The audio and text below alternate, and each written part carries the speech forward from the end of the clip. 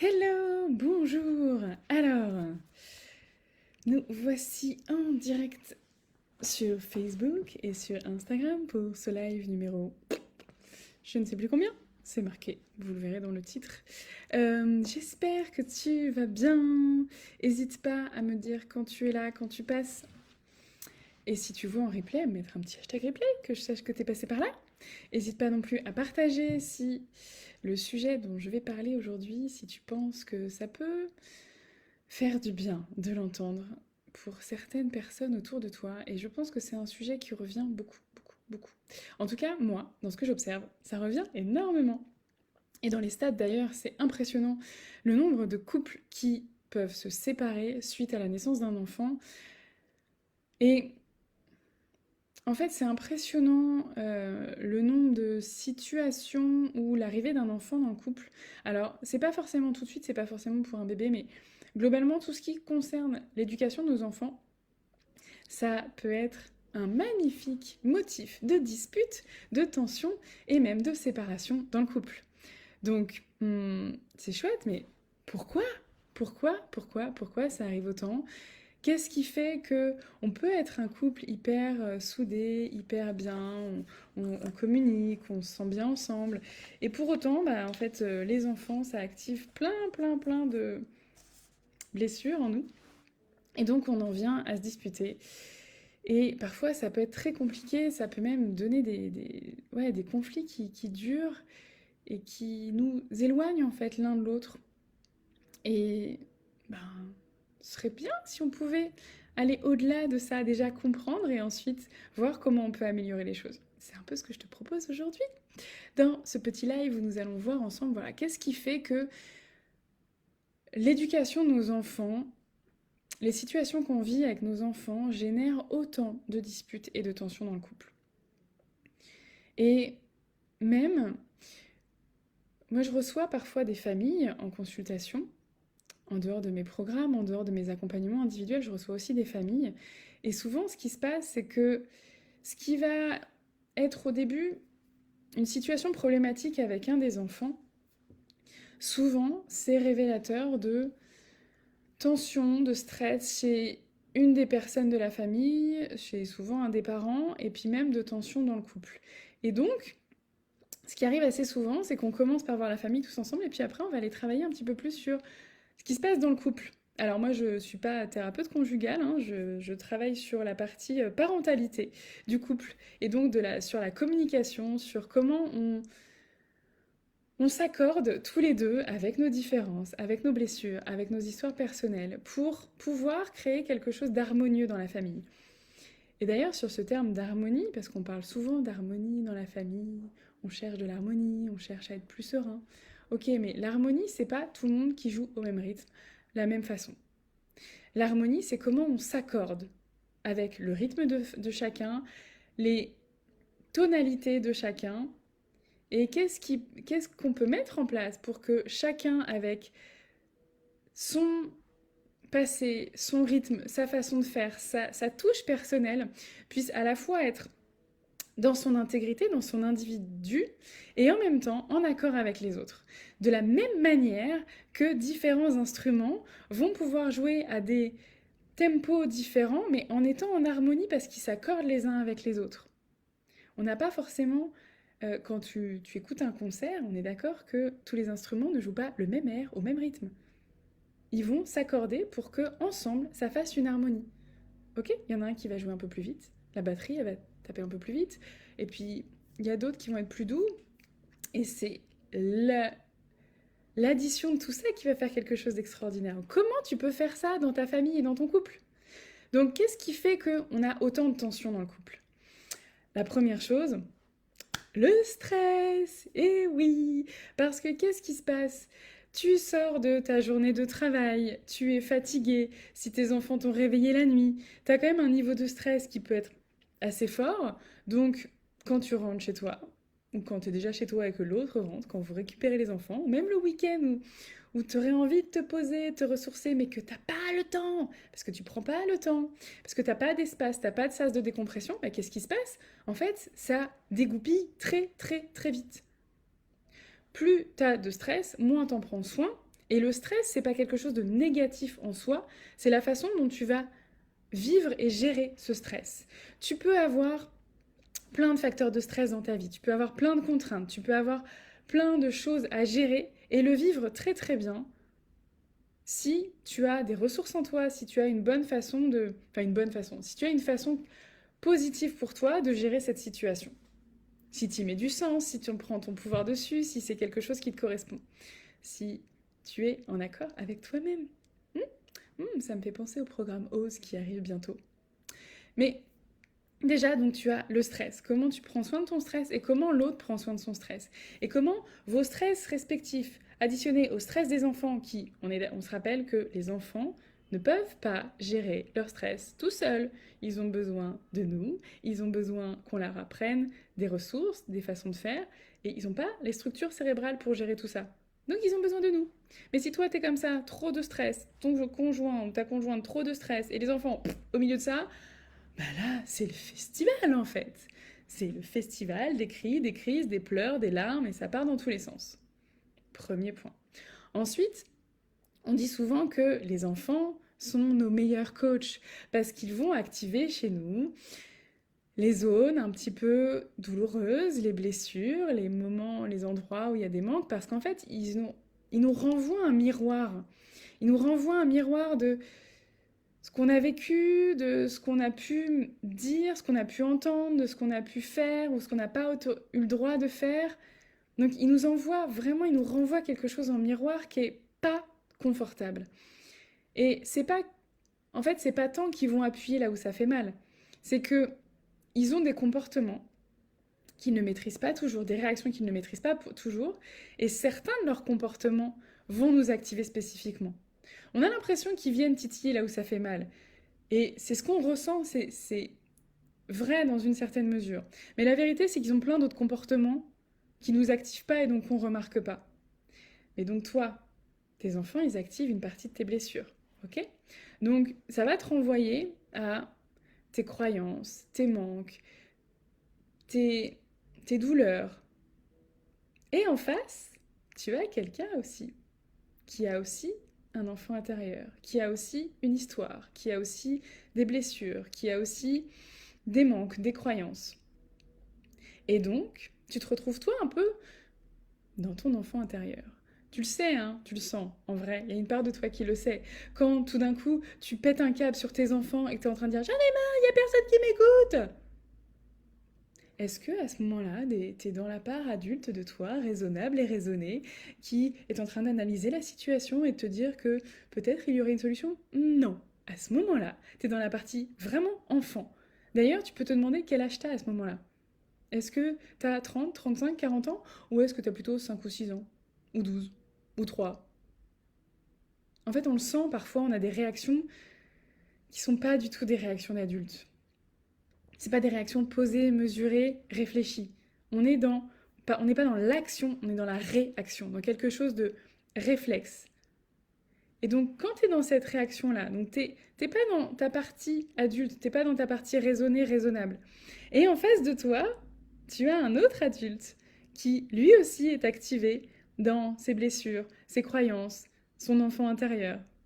Et donc, vous êtes comme ça, deux enfants qui se bouffent la gueule, hein, clairement. Tu vois tes enfants qui se disputent? Tu vois des fois, toi, comment, avec ton ou ta conjointe, tu te disputes? Parfois, on se comporte comme des gamins. Mais en fait, à ce moment-là, on est dans notre posture d'enfant. Parce que ça nous a amené à ça, parce que ça a réveillé ça en nous. Donc, ce qui est chouette, c'est que souvent, quand on commence à analyser ça, on commence à se rendre compte que oui, en effet, moi, dans mes réactions, je suis pas dans mon adulte, je suis dans quelque chose de primitif, dans quelque chose qui est pas réfléchi. Mais on a du mal à se rendre compte que l'autre aussi, en fait. L'autre aussi, il est dans cette partie-là de lui. L'autre aussi, il est sous stress. L'autre aussi, il est dans ses blessures, dans ses réactions d'enfant, dans ses frustrations. Donc en fait, c'est pas deux adultes qui se parlent. C'est deux enfants blessés qui se parlent à ce moment-là. Donc oui, bien évidemment que ça dégénère, que ça crée des disputes. Comme en plus, au milieu de ça, il y a tes enfants et que du coup, bah ça active en toi le côté maman louve, maman protectrice, qui veut pas que ses enfants ils se fassent crier dessus. Mais en fait, ça part en vrille.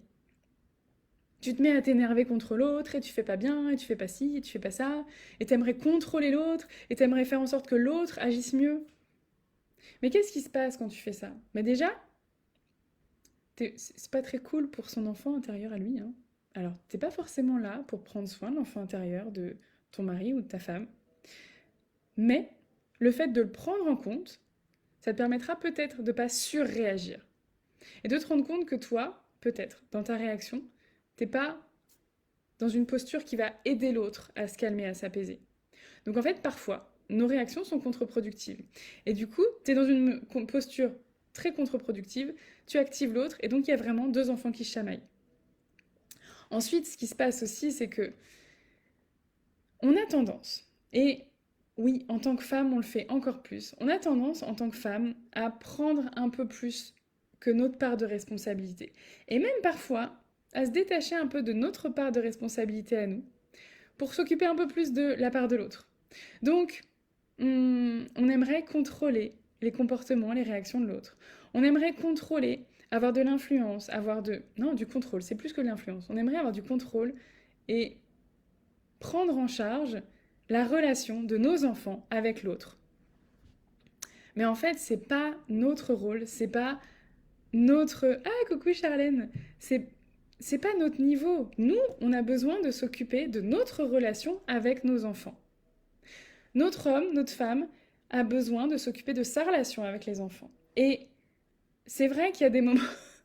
c'est vrai qu'il y a des moments où on aimerait contrôler ça. Mais ce qui se passe en fait, c'est que plus on essaye de contrôler ça, plus on crée de la tension. Et en plus, on est dans quelque chose où on ne fait pas confiance à l'autre.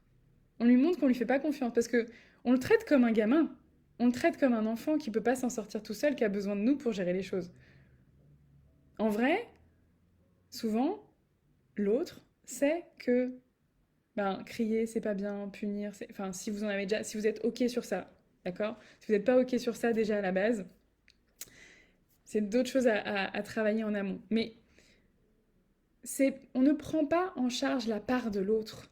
On est un couple, on est deux adultes, a priori. Donc l'autre est un adulte qui prend ses responsabilités, qui prend sa part, qui assume ce qu'il fait, ce qu'il dit, sa relation. Et plus tu essayes de contrôler cette relation, plus c'est contre-productif.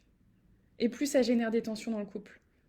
Parce que l'autre peut se dire, elle me fait pas confiance, elle me laisse pas faire, elle me laisse pas ma place, elle m'empêche de prendre ma place, d'être avec mes enfants. Et c'est vrai, on le fait.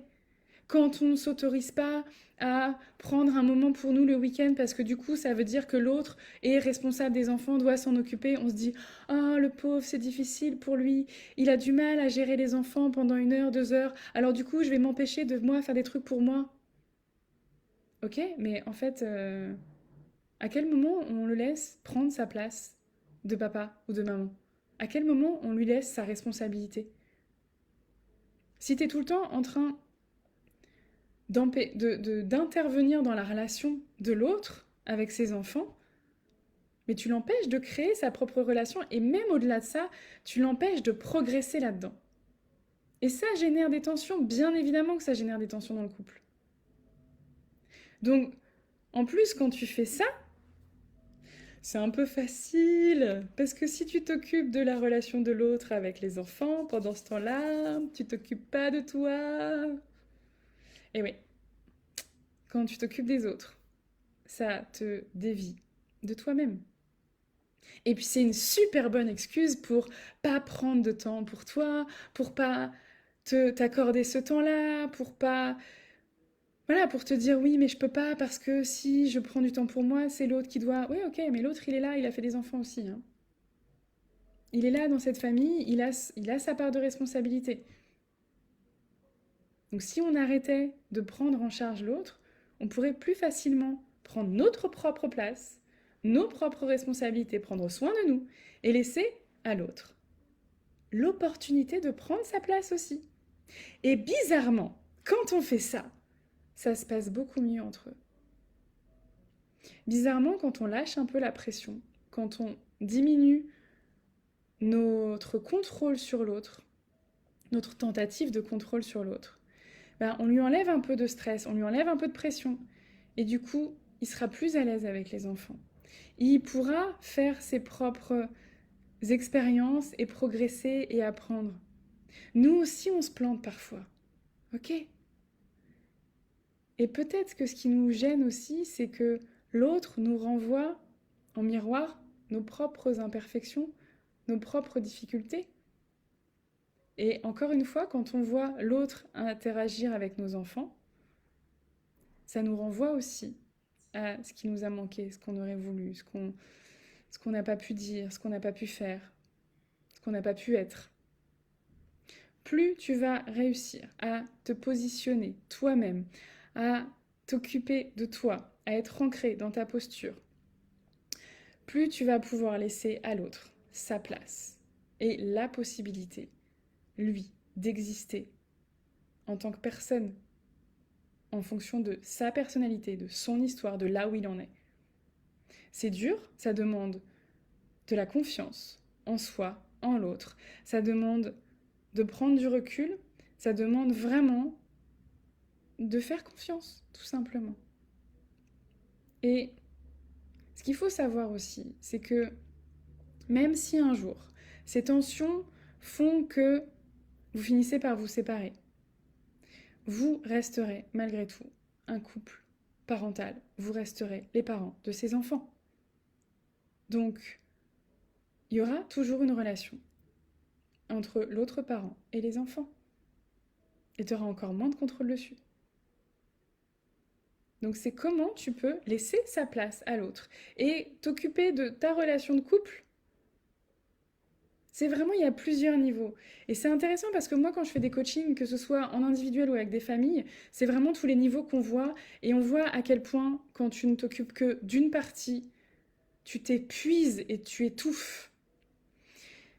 Tu as besoin de temps pour ta famille, mais aussi, et je dis bien besoin, tu as besoin de temps pour toi et de temps pour ton couple. Et ces temps-là, c'est pas forcément 1 heure, 2 heures, 4 heures. C'est pas une question de temporalité, de se dire j'ai pas le temps, ça rentre pas dans mon agenda. C'est une question de priorité, c'est une question de qualité de lien en fait. Parce que tu peux parfois avoir 5 minutes pour toi qui te ressource beaucoup plus que 1 heure où tu vas être sur les réseaux sociaux, où tu vas être en train de regarder un film.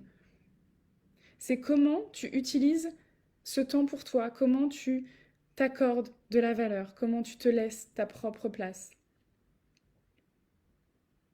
Et c'est tous ces niveaux-là qui interfèrent dans la relation dans la famille, dans les relations de couple et dans ton état de bien-être. N'hésite pas à me mettre en commentaire si ça te parle quand tu verras ce live, si c'est quelque chose dont tu as conscience ou pas, si tu te dis que tu n'es pas du tout d'accord avec ça, c'est ok aussi. N'hésite pas à partager si tu penses qu'il y a des personnes autour de toi qui en auraient besoin. Pour rappel, il y a encore le tarif préférentiel jusqu'à samedi pour le programme Ose et qui est complètement là-dedans. Parce que oser dire, oser faire, oser être, c'est prendre sa place.